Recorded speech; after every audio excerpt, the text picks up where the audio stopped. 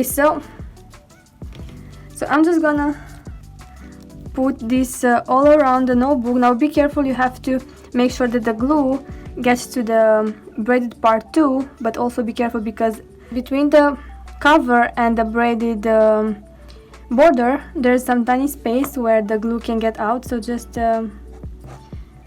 think about how much glue you put and where. Okay,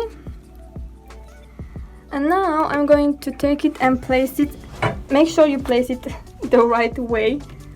Okay, now if you use super glue, wherever you put it at first, that's where it stays, so you won't be able to move it an inch. So now I'm just gonna apply pressure. Now you see I have a bump here, so I'm gonna insist on this part here and apply some more pressure. Don't be afraid to push on it. This has to happen so to make sure that your cover stays. Okay, check the corners if they're sticked. Yes, they are. Good. Okay, so now we have the front cover. Yay for us, good job.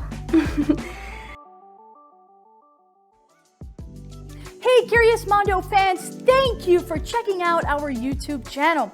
Don't forget to subscribe.